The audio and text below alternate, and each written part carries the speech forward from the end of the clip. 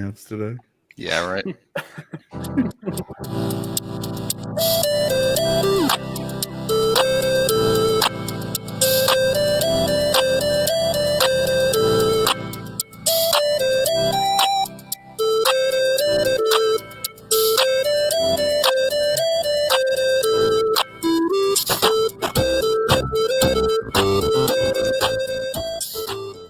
Welcome into the DNVR Avalanche podcast presented by DraftKings Sportsbook. It's Free Skate Friday. We're here in period one. I'm your host, Rudo, joined by AJ Hafley, Evan Rowell, and master producer, Kale Sorbo. How's everybody doing today, first of all? Put the music back on. It's a bop, man. I can't be doing bad with that bop on. Yeah. You Starting love the to show hear it. with a little JT is fine with me. You love to hear it. Getting a little bit of music in.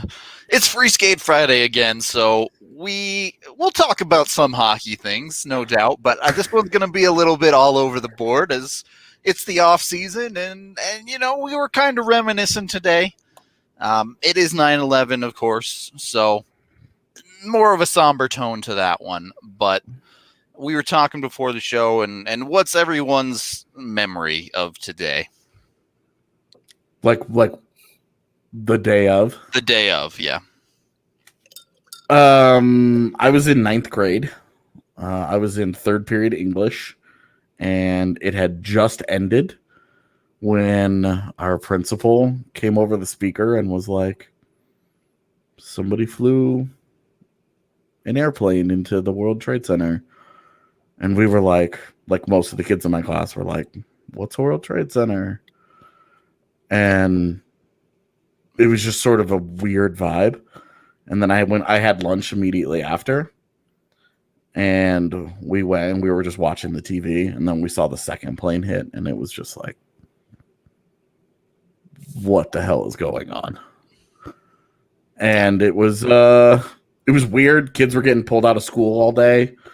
And then I did not. My parents were like, what's this going to do? Yeah. And so I went to school as normal, and then I got home and like, I don't know, it was just the confusion of the day. And, I'm a freshman in high school, so it was like right before that age where I started to understand things. Globally more. Yeah, for real. And like, it was so weird. And like, my dad was like, he came through the back door and he was like, are you okay? And I was like, I don't know. Am I? Like, you're the adult. I need you to tell me what this means because I don't know what's going on. And then he just gave me a big hug and I just like burst into tears. And because I just didn't know what was going on. And it was so scary because it was like, this doesn't happen to us, like it was scary. You didn't know what was going on. And, I'm a freshman in high school. I don't know anything about anything. I've been in high school for, at that point, 3 weeks. I don't know what's going on in the world. I don't know anything about the Middle East. I don't know anything about the geopolitical issues that got us there. Mm-hmm. It was. Ugh. Yeah. And I remember like vivid details from the entire day. Like I remember like waking up that day. I remember all of the details from that whole day. It was so weird. Other resident old person on the podcast, Evan. I was also a freshman in high school. So my experience also combines another experience then because I went to Columbine. So this was 2 years after the shooting. So I remember going into class, and actually first period, my teacher had the TV on when it was all starting. Everything was happening.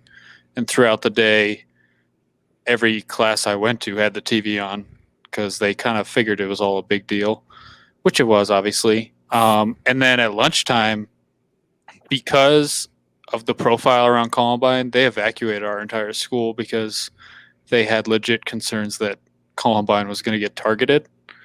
So we all got sent home.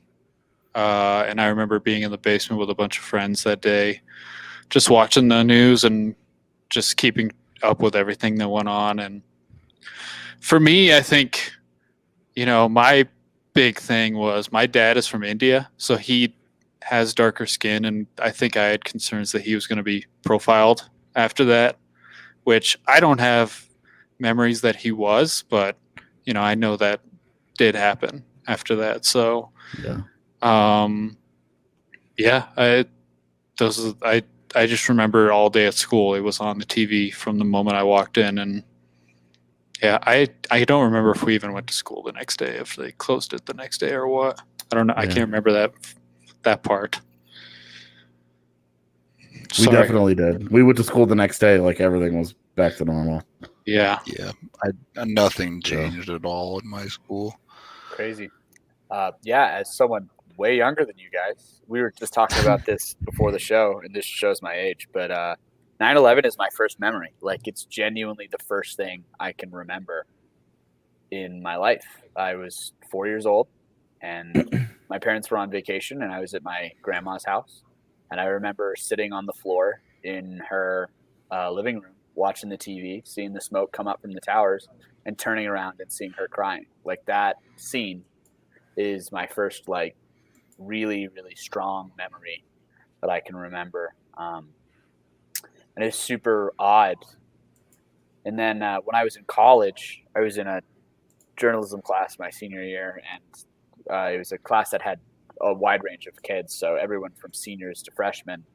And every year we do stuff around 9/11, especially in journalism school, just because it fundamentally changed the profession. And it was the first time I was in that class where there were kids who were born at a time where they had no memory of the event. And it was like really interesting to see what that delineation was, because they were learning about it from a historical perspective and not as something they experienced. And so I was like, I always think about how different that was, and how there was a clear demarcation on how people treated the event from that. And it's just really interesting and really odd. And for people my age, I think that is a really a line of demarcation in our lives. So It's definitely one of those things in American history for sure. I was in fourth grade. So you were sort of the weird, like, in between. I've always been the in between guy. Yeah. My school started very, very late. We had a 9 a.m. start time, so that's like 11 say a.m. what? Eastern time. Yeah. So like 9 a.m. Yeah. So That's crazy. by the time I had even woken up, like, I wake up and the first thing my mom says to me is, "Don't turn on the TV." So I immediately go and turn on the TV. And at that point, they were just finding out about the plane that went down that, like, didn't make it to its target because the passengers, like, took them out. So I didn't even really know what was going on until I got to school. And they were like, "Hey, so people flew planes into the World Trade Center." Yeah. So, and like, none of us were of the age where where we had that, any like, appreciation meant for something to me, right? It's like, what does that even mean? Yeah. I don't understand. And the rest of the school day went on weirdly like normal after that for me. Like, there wasn't really a whole lot of anything. I found out later in life that, like, my parents had a fight about it because my dad was like, "You need to take him out of school right now." And my mom was like, "No, they're not going to attack this random elementary school." What? Yeah. So my parents were like, they're not coming to Katy, Texas. It's fine. Fair enough. Yeah, which, good point. But They were right. But definitely for people as old as Kale and older, a moment that I think everybody remembers. Yeah. Which it is what it is. Obviously, not a happy moment for anyone, but It's kind of a formative one, though, because it's I had my first memory was the Oklahoma City bombing, And I didn't understand that at all. Yeah. It made no sense to me. And, I've since watched the 400 documentaries that have been made about it, and Timothy McVeigh, and, how, Sure. like, the chain of events starting in Ruby Ridge and going to Waco, and, like, what led to all of that, right? And how all these events kind of build and lead from one thing into another. And, just as a kid, you're just like, why would people do this? Yep. And I think that's one of the great things about being a kid is the innocence. Yeah, so seriously. And an event like that strips you of some of that. Yeah. I think it sucks that that's Kale's first memory. Like, one of my first memories that I can recall just in life in general was like being in preschool and playing with frogs. And that started like a thing. Like, I like frogs because I remember playing with them when I was really, really young, and they were cool. And like, it's just, it's a happy memory. And that sucks that that's like one of your first memories ever is 9/11. Like, that's, and it's sad. It's honestly, I think it's sad 19 years later to see where we are, so angry and so divisive, and we can't have conversations about anything, and everybody just wants to play this giant game of gotcha and slap each other, and it sucks, dude. Like, because the 12th, for a lot of us, the 12th was a uniting day. You felt a certain certain level of pride, and like, we're in this together. Like, you felt like everybody got attacked, and it was awful. Definitely a time that everyone remembers one way or another if you were around for it and can remember. So yeah, that's today, 9/11. It's Free Skate Friday. We figured we should talk about it. Focus on put the focus, if you're putting energy out into the world, put the focus on thanking the people who were there, and the first responders from that Definitely. day. 100%. Around and put the focus on the things that matter. Yep. Definitely do that. Much appreciated. If you're one of those people doing all the good work out there, we do want to take this podcast at least somewhat back to hockey, though. I'm told AJ promised stories about Mark Barberio, and since we're talking about memories, and he just did. I'm going to assume that was accidental, but maybe. My bad. Okay. AJ has to tell a story, and he's just out. Yeah, Goodbye. AJ promised stories. Bye. No, we mentioned that Mark Barberio was headed to Switzerland, and I had mentioned on Twitter yesterday that I might use the time to tell stories, because he is my favorite player that I've ever covered. Just, and I say player, really, it's because of the person. Getting to know Mark Barberio a little bit, and getting to spend time talking with him. Some of these guys, it's let me tell you how different it is to go from just being a person that's online and you watch the games and you're tweeting about a guy, and a guy turns a puck over and you're like, that son of a bitch, fire him into the sun, get him off of my team. He sucks. He's terrible. I hate him. Blah, blah, blah, blah, blah. Right. And like, you're just like, it's like such like a sports fan thing where you're totally disconnect the humanity involved in it, right? Like, that this is a person who just made a poor decision with a puck in the split second, and whatever, right? And then you end up in that locker room and you're having conversations with them and you're getting to know these guys, and it's like, damn it. Like, why can't that guy just be such a jerk? Like, there have been past Avs players that were just jerks who also weren't very good. And so it was like, that tracks. Like, you're easy to dislike because you were bad. Also, you just kind of suck as a dude. Mark Barberio is the opposite of that. He is just the easiest guy in the world to root for. Like, I remember when he got claimed, when they first claimed him from Montreal, and I was like, all right, so you've gone through this a little bit already, having gone from Tampa Bay.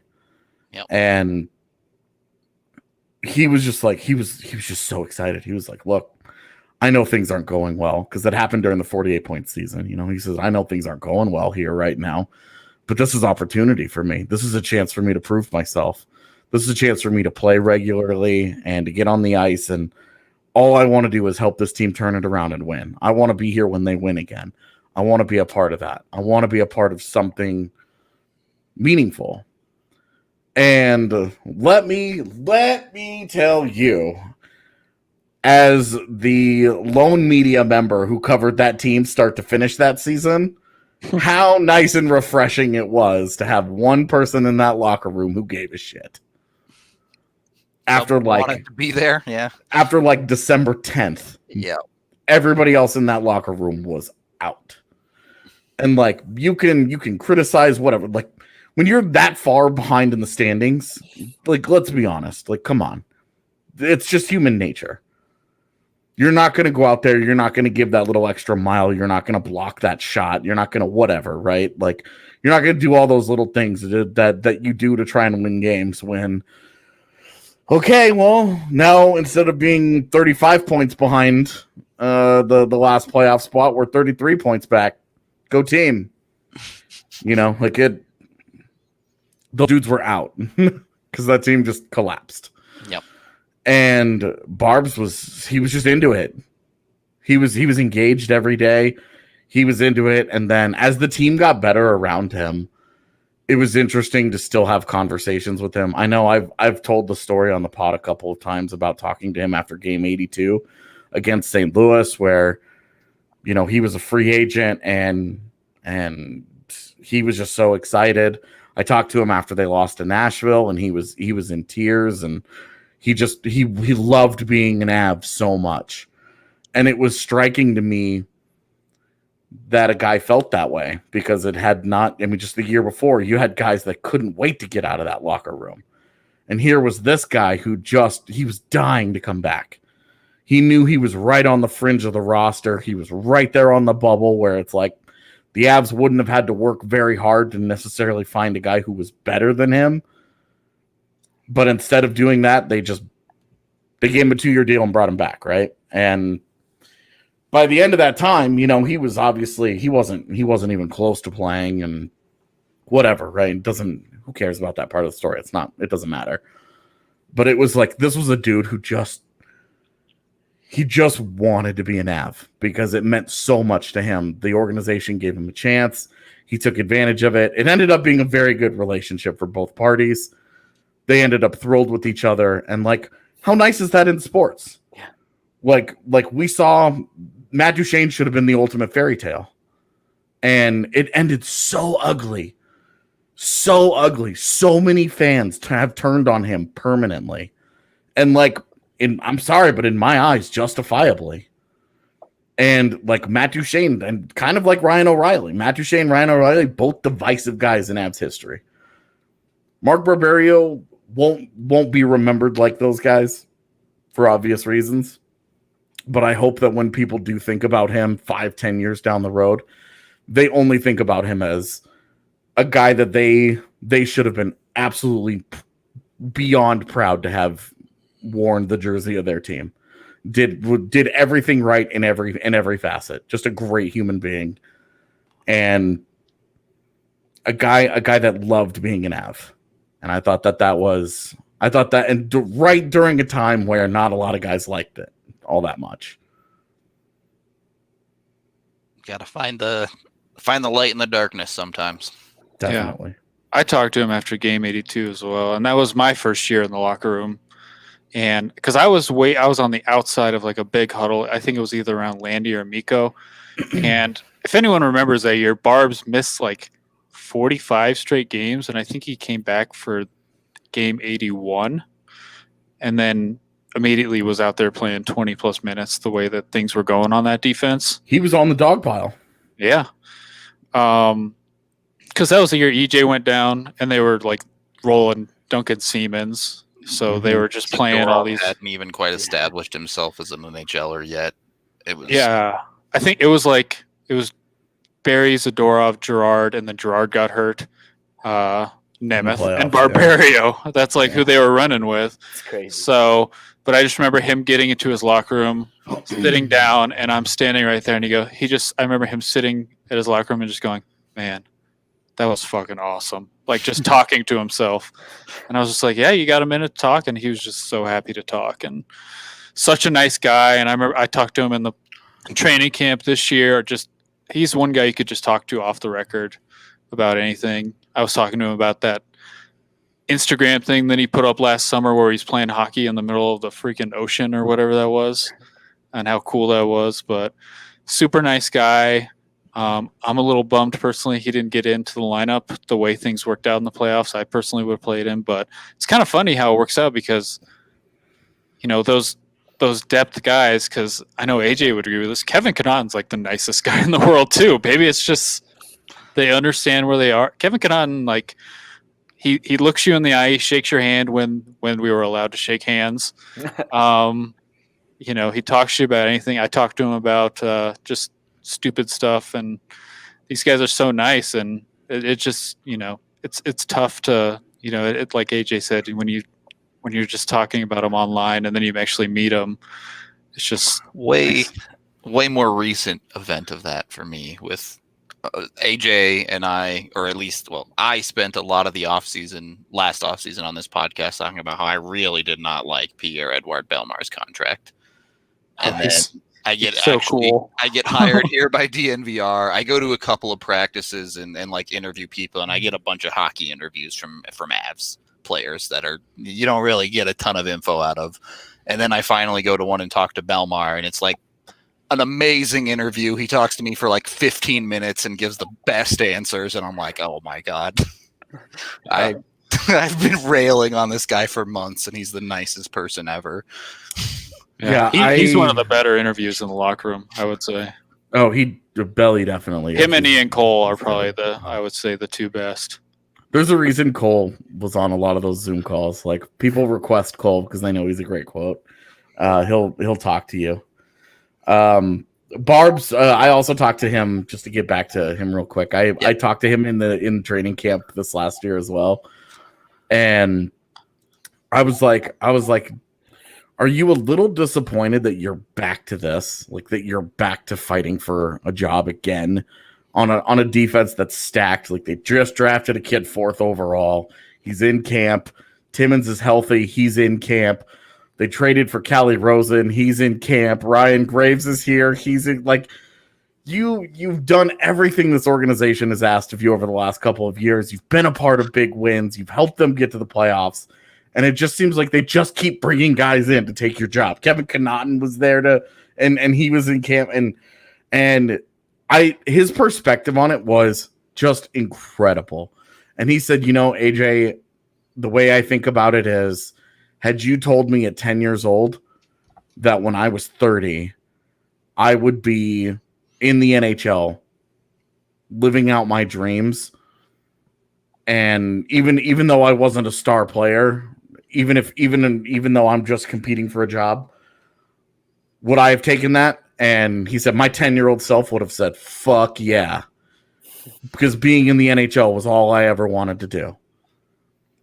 And that's one of the reasons that made him, that's what made him such a great role player, was because this guy didn't have any illusions of there was no resentment that, I'm so good, right? I'm not getting the minutes I deserve. I'm not getting the role that I deserve. He just went in and he worked hard, and he said, how can I help the team today? And if that's by showing up and working hard and being as prepared as he could to step into the lineup if he needed to be the 7th guy, to be the 8th guy, that's what he did.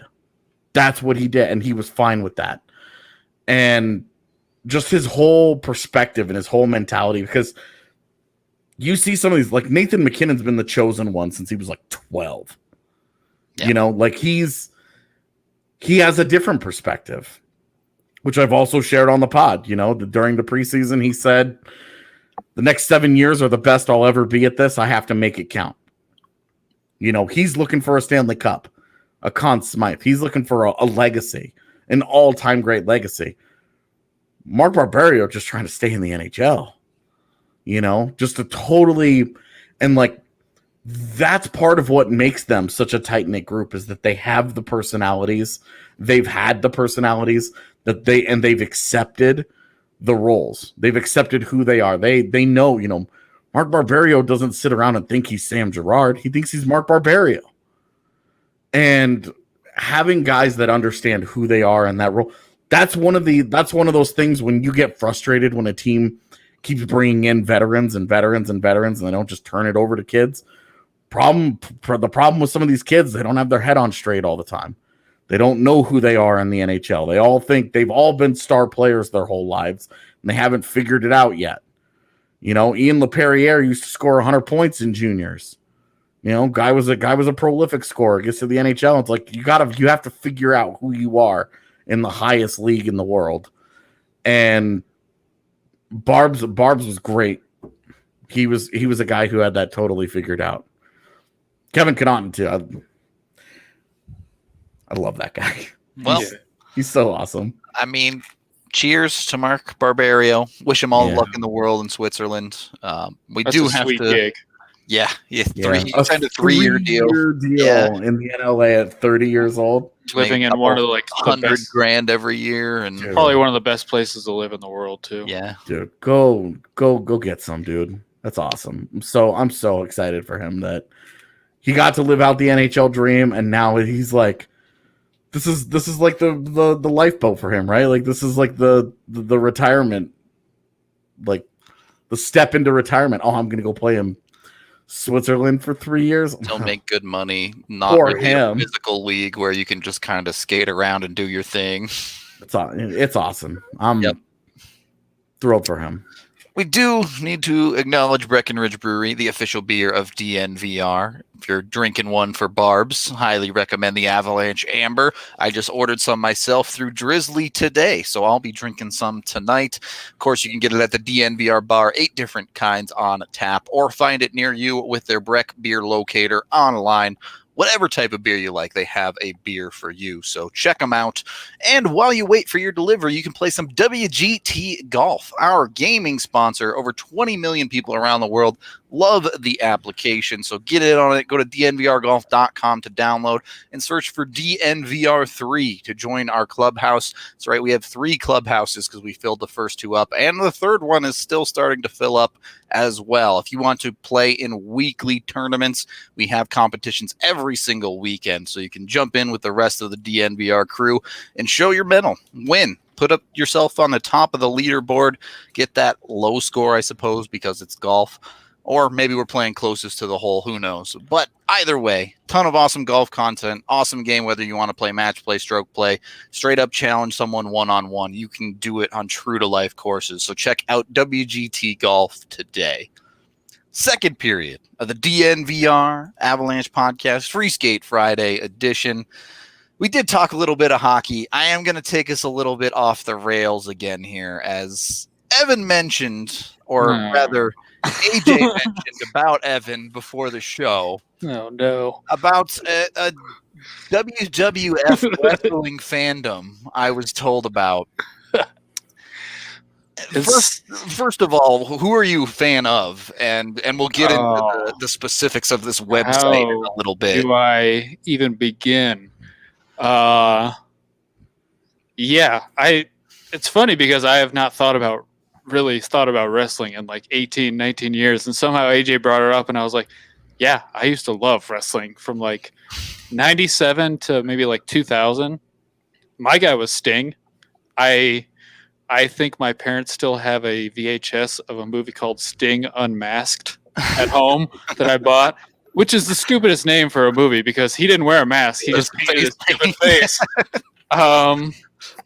And yeah, I was all into that. I when it was still WWF, I was a big Degeneration X fan because, you know, dumb me thought it was hilarious what they were doing, the crotch shots and all that stuff. Like, oh, this is funny. I probably have a VHS of them at home too. SummerSlam '98 or something. Yeah, and I used to record pay-per-views like The Rock versus Triple H, Hell in the Cell or something like that, the ladder match. Yeah, it's very funny because I have a very different view of The Rock, whereas my daughter sees him and thinks of him as "You're welcome." It's Moana. So, yeah, but I was so into it back then that I talked to my dad about not making a GeoCities or an Angel Fire website, but will you buy me a domain name to talk about wrestling? So I can't remember how much it was. It wasn't that expensive back then. Did you actually build this? Like, did you learn HTML code and write this website? Okay. I appreciate that because I did something similar as well. Not with wrestling, but I built it with I learned HTML, just reading things on the internet, like tables and all those things, and built the stupidest website that there was probably 600 of these websites out there, but I thought that mine was going to blow up, and it did not.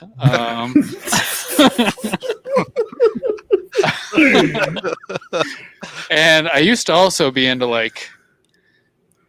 I don't even know how to describe it. It was these wrestling simulators that there would be online where you would create a person and then you would get into this big online group where your wrestler would go in some weird simulated match against another wrestler, and you guys would talk trash to each other throughout the week like they would on wrestling. And I'm now thinking back. First of all, I'm wondering why the hell I'm talking about this on a public podcast. But yeah, it's just such a weird thing to think about because I just do not think about wrestling at all anymore. Imagine I was so into it back then. 11-year-old Evan cutting a promo on a forum post is maybe the best thing I've heard in a long time. You gonna get it?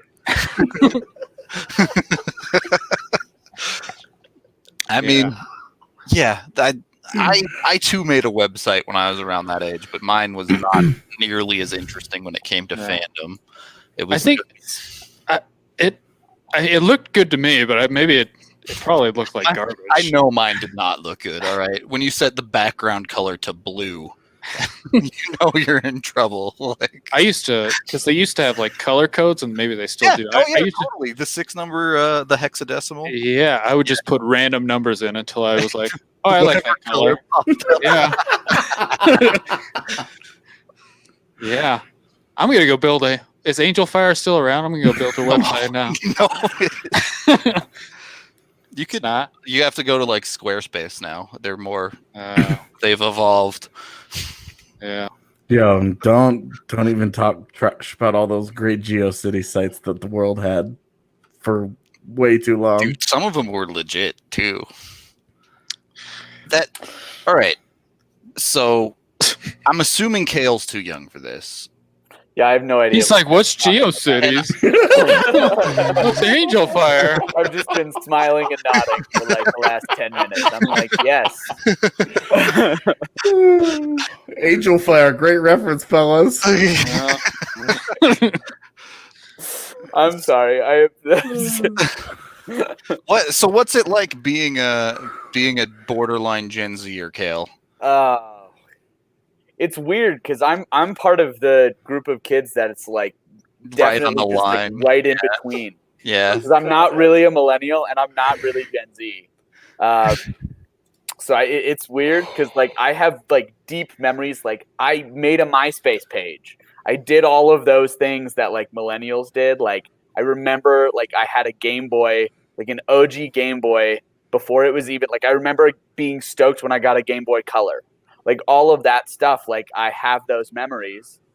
I remember dial-up internet, all of that. But also, most of my formative years, I had a smartphone. So, I'm right in between. And so, the GeoCity Angel Fire references, though, wait right over my head. Dial-up internet, those were not the days. Those were not the days. No, I remember my dad, me trying to play games on my computer in the basement, and my dad yelling downstairs, "Get off the internet! I have to make a phone call." Oh man, My family was like one of the first cable internet adopters in Colorado. That's awesome. Good for So you. I never had that problem. But I do remember playing Snake on my mom's Nokia brick cell phone. Ooh. My favorite was the computer games that came stock on every PC before you had internet games. So Yeah, like Pinball Master. the Blaster or Pinball whatever. Master Yeah. 3000. Yeah. I played that game for hours. I got really good at what's the Minesweeper? I Yep. got like ridiculously good at Minesweeper. Because it's like all you had. How do you be good at computers. Minesweeper? Isn't it just like random? No, like- no, No, strategy. there's patterns. Maybe you that's look why I was for. never good at it. Yeah, You should be able to get yeah. every game of Minesweeper down to like at least a 50-50 at the end. Yeah. Maybe I'm so, thinking. like, What's was is really that the fun. game with the bombs where you Yeah. pick Yeah. up? Yeah. Yeah, I never You did. click on the things. There's like patterns you can look for and stuff you learn. as Well, you no go. wonder I was terrible at it. I was just Yeah. trying not to. I was just like hoping I wasn't picking a bomb. Well, so You are the worst minesweeper ever. I was too busy making Eastside Hockey Manager franchises, changing the code in the Eastside Hockey Manager to make myself and also make myself an unstoppable superstar. So Yeah, I remember playing Amazon Trail on the school PCs in the library. had a Oregon Trail on the school PCs. Yeah, see, we had those too. went from Oregon to Amazon, where the whole the cool part of it was when you were in like the canoe and you were fishing with the spear, and that was like the thing that all the kids wanted to do, and we didn't actually want to play the rest of the game. Fisherman. We just wanted to go fishing because, as we've learned, the greatest thing to do in any video game, regardless of whether or not it's related, is to fish. Oh, that brings up another thing that is very specific to like my age group of kids, which is like the growth of the online like multiplayer game. Like Club Penguin was it.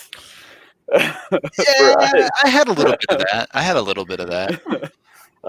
So like lots of Club Penguin, specifically the fishing. Like you could fish, and you learned that if you caught a small fish, you could catch way bigger fish using the small fish as bait. And like when I learned that secret, I was the coolest kid in my tech lab. All right. Before Not some proud moments in Club Penguin. Not some proud moments. In Club Yeah. Before Club Penguin, you had like pseudo multiplayer games like Neopets. Okay. Yeah, Neopets. We had man, Pseudo there was kids in my multiplayer. class that would bring, because you would buy the like real life Neopets and they would come with codes. Yeah. So like kids Unlock a would like bunch of bring stuff. their Neopets to class, and so you would play with them in real life, and then you'd go home and like you'd hang out with your friends on Neopets, like in the virtual way. It was so bizarre.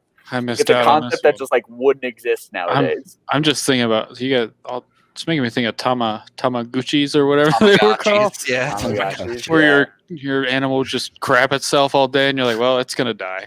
Well, Oh, this dude knows what's up. He's a Digimon guy. That was the show. Get out. Pokemon or bust.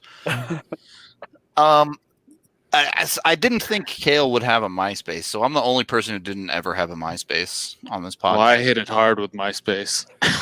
I was Sorry. like a conscientious objector of MySpace in middle school. I refused to get one. Yo, there were some legit friendships put on the rocks because of who you put in your top 8. Yeah, yeah. And anytime you wanted to let the girl that you liked know that you liked her, she went in that top 8. Or you changed your song. But Yeah, I was going to ask, Something what else. was your song on your MySpace? we're not going to talk about it. What was that mine? bad. I think I had it rotated between, I think at the time it was Linkin Park or My Chemical Romance. Seems about right. Yeah, those two sound. Seems like about they go era together. appropriate. Mine rotated between a grip of Lifehouse songs. Lifehouse just makes me think of the 01 Avs because that was their song. Hang in Yeah. that moment. Mine would have been, because that would have been like 06 when that all came out. Probably like the Strokes or the Mars Volta, or I mean Pearl Jam's always in there for me, but that's about that time for me. Evan and his dad music. Now, I am a dad. Yeah, I was Yes. gonna say he's a dad, so He wasn't a dad accurate. then. I was training. God, we don't need to rehash the Pearl Jam dad music argument. We had that in Slack Yeah. like 6 months ago, and it was a whole thing. Yeah. D-line is full of terrible opinions. So yeah, I hope he's watching. He probably I'm not. is. Yeah, I don't know what his real name is. He's just D-line to me. I will tell you, after the Avs lost Game 7, betting on pitch results with him was a great time. Yeah, all right. Next time, you guys still. Hank must owe me like $20 in finder's fees for those bets. By the way, That was a good time. easiest bet in the world. First pitch strike. All right, easiest bet in the world. He's saying online wrestling role playing. That could have. I guess that could have been how you would describe it. Not a proud moment in my life. Now that I'm discussing it Now further. that we're revisiting Yeah. this, How? I wish I could remember the name of my wrestler. It's probably something stupid. let's guarantee you it's not something cool. Yeah. Well, None of us ever called ourselves something cool back then. yeah. That's funny. That's hilarious. No, Super like- Sting 3000. No, I think I asked my in middle school. I asked my friends, "What should my instant messenger name be?" And someone's like, "What about Ev Doctor?" And I was like, "That doesn't make any sense, but I'll go with it." So it probably was not a good wrestling name. Like, yeah, no. Yeah. All right. We do need to acknowledge Green Mountain Dental Group, the It's a segue right there. family dental group in the Denver metro area, just 15 minutes from downtown in Lakewood. A couple months ago, our sales manager, Lindsay, had her wisdom teeth removed, and she said it was a great experience. They made it super easy for her and kept checking up on her even after the procedure was done to make sure everything was going well. And when you sign up for a cleaning, x-ray, and exam, you can get a free Sonicare toothbrush to keep your teeth clean and looking good, so it makes the dentist easy for you. Jump on it today. Sign up for a cleaning, x-ray, and exam with Green Mountain Dental Group. Third period of the DNVR Avalanche podcast. Free Skate Friday with AJ, Evan, Kale, and Rudo. It's been like 3% hockey so far. I don't think We it's can gonna talk more hockey. I don't think it's gonna get to be more hockey, to be honest with you. It's Free Skate Friday, so it's the way it goes sometimes. So what? There was a conversation before the show about Fast and the Furious that I'm not. I wasn't here for this conversation, so I'm very excited to hear what this is about. It started in the lounge in the Avalanche Discord. I haven't checked the lounge today, so Yeah, no, basically just that Fast and the Furious is one of the great movie franchises and needs to continue to find ways to exist. I agree. I'm here for this, actually. yeah. I'm big in on the Fast and Furious movies are like one of my go-to guilty pleasures of like I know how ridiculous they are, but I will watch every one of them till the end of time. Yeah, they're great, and like they start out kind of like wishy-washy nonsense where you're like, okay, and then it was really like Tokyo Drift. It was after Tokyo Drift, the third one, where they were just like, bought into the insanity. yeah, where they were just like, we're gonna for be some crazy. reason, like we keep getting funding for these, so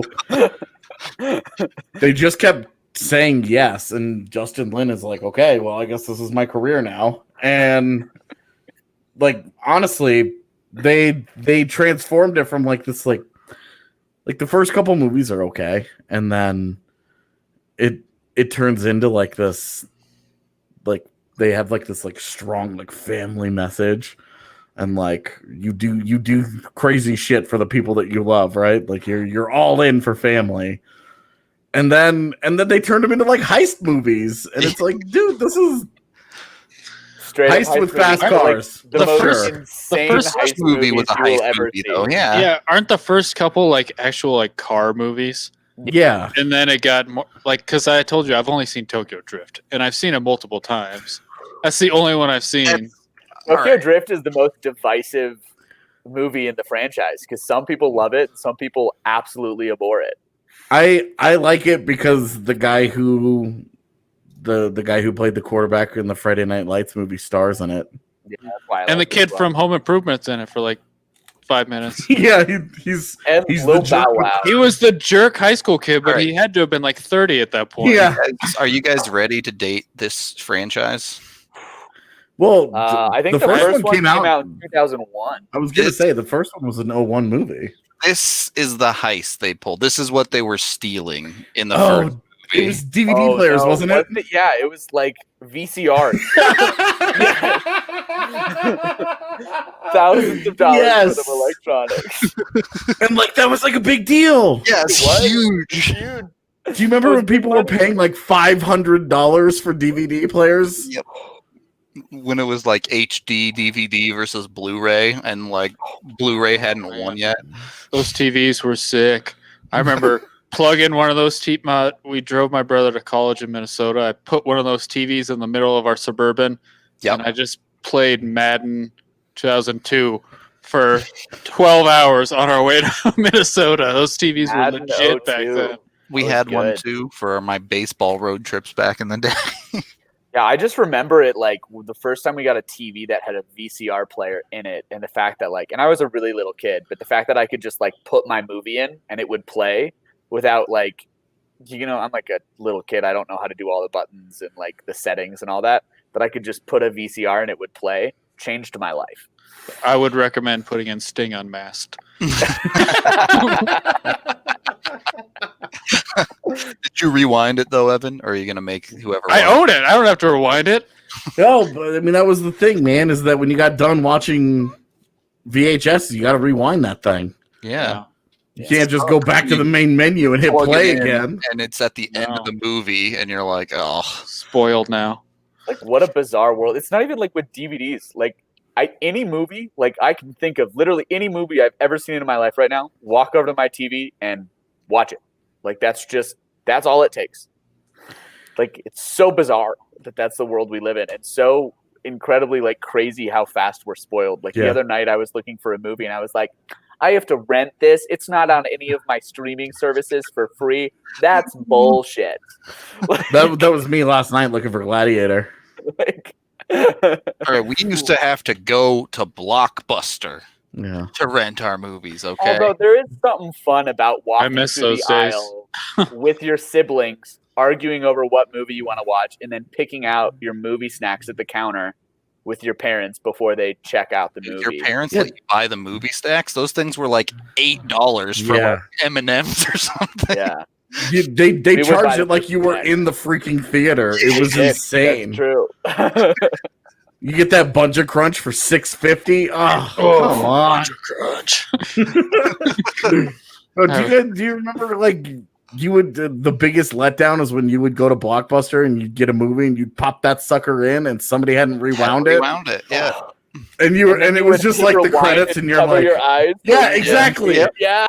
And so that's why like the greatest accessory of all time was the movie rewinder, the VHS rewinder. Changed my life when we got Take that thing Oh my out, God, yeah. put it in that, The thing. let it rewind. Yep.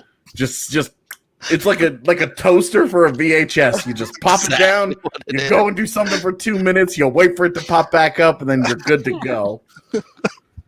We never had one of those. Oh, They were so nice. yeah, and like you could get them in like different styles. So like we had one that was like an old like I don't know anything about cars, so I'm sure it's like a famous type of car. But it was like an old like an old like hot rod. It was like a Ferrari or something. There were multiple. Ours was ones. not, but it was very Like the cool. sports car one. Ours was just a normal like black Panasonic one or whatever. But And like what an amazing invention that you're like, okay, hey, here's how you're gonna watch your movies, but also we have to sell you the VHSs, and then we also have to sell you the rewinders. Like, oh my god, you're like, dude, is this Nintendo running the show? Like, what the hell's going on here? did it become like a game of chicken for a while? Because 3 kids in my family, so we're always breaking everything. By the end of like my VHS rewinder's lifespan, it was like maybe it'll rewind it, or maybe it'll yank all of the tape out and it'll be ruined. No, never got to that point. I was mostly an only child by then. All right. You know, Yeah.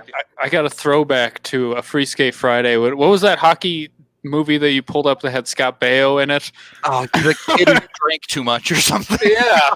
So my daughter's doing like virtual schooling, and they put on a video from the 80s, and who's running it? Scott Baio. And I was like, what the heck was that? Was he in everything back in the 80s? Like, it was like some dance song that they were all singing, and Scott Baio was in it. I was like, oh god, this is making me think of that movie he was in. Did you guys see there was like a hockey movie that just came out? Yeah, and Wayne Gretzky's kid is in it. Yeah. It's Which one? supposedly really bad.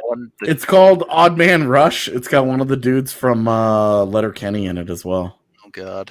But yeah, it's Trevor Gretzky is in Odd Man Rush, and it's based on a true story. It's apparently a very bad movie. When Harvard hockey's Bobby Sanders lands in Sweden's minor leagues, his relationship with the girl at the local market forces him to confront the reality of his childhood NHL dream before the hockey gods intervene. We need to fire up the DNVR Gaming Twitch channel and watch that movie. Just watch this movie. I didn't know Wayne Gretzky had a son. I got a lot of requests for the guy who thinks he's an old Western cowboy hockey player. You need to watch that one. Isn't that Swedish though? Wasn't that a different language? No, so it's not Swedish. It's just apparently the only country the movie got any fanfare in was Sweden because it was that bad. Bizarre. Dude, there's I remember when we were doing the movie tournament and we were going through really good hockey movies and we were like, wow, there's not a lot of great hockey movies. Yeah, it's a short list, unfortunately. To make a decent hockey movie. It is a low bar. You can't just it's hard to play, I would imagine, to film that. Yeah. So that's what makes Miracle so good, is that the hockey does not look bad. Well, because they got hockey players and they were like, here, have some lines. And then whereas Mystery Alaska is the most nonsensical movie ever, where they're like, we're gonna interrupt the regular season and have the Rangers go play an exhibition game in the middle of the regular season in Alaska, in a place that is only accessible by helicopter, and it was just yeah, but Wayne Gretzky was in that movie too. Dude, so I think when we did our bracket, I think Goon, which is a fun movie, but not an all-timer by any means, was a 2-seed in the Goon hockey is a bracket. Great movie. Hold on, Yeah. Goon is great. Goon. I love Goon, but it is not an incredible film. It is a good comedy that has some hockey in it. I would put it probably in the top 10 comedies I've ever seen. Really? Oh, wow, that's bold. I'm not taking any of your opinions seriously. After what you told me your thoughts are on Seinfeld and Sunny. Seinfeld is objectively bad. I don't care. You can make a case for Sunny at least, but Seinfeld is not a good TV show. I also don't like Seinfeld. I've never watched Seinfeld because I'm a child. Oh my god! I tell you what, probably started after you were born. Kale, the next time that you're having a really hard time getting to sleep, just fire it up. You'll fall right to sleep, man. Guaranteed. Fix it right up for you, man. Which if it is doesn't weird. happen within one episode, I've watched every other all-time sitcom all the way through, and I just have never. Every time I see an episode of Seinfeld, it doesn't compel me to want to watch the whole thing. The whole premise of this show, the pilot of this show, is that it's a show about nothing. That's not interesting. I mean, all shows are about nothing. Yeah, but at least some have plot lines. It has plot lines. Barely. What do you want them to be? 6 idiots sitting around a coffee shop in New York? You want that? Friends was awful. So Friends was terrible too. Can't agree. Seinfeld has one of the greatest TV episodes related to hockey of all time, with the Devils. You guys, you have to acknowledge that. I don't know that episode. Oh my god! Yeah. They even brought him back last year. David Putty, face painter. Good is that a Seinfeld reference? I never knew. Yes. Okay. Yeah, you guys are hurting my soul. I just knew him as I'm about to just quit this entire. The comments agree, Evan. You're the one on an island here. What is he? True facts could mean anything. He could say, "I'm right." We don't know. All right. Yeah. I am right. You all can go back to your GeoCities and make your own. See? I'm right. Sitcom website. Well, I think I'm gonna buy a domain because that's the legit way to go about it. What's the website that Danica Patrick did, Devil Daddy or something like that? GoDaddy. Yeah, Seinfeld is about something.com. yeah. Seinfeld 2000 is one of the best social media accounts. It's what if. God. Yeah. I I think we're done for the day. Yeah, we've been going for Yeah. almost an hour. you We did guys- 55. In true Seinfeld fashion, we did Yeah. 55 minutes about nothing.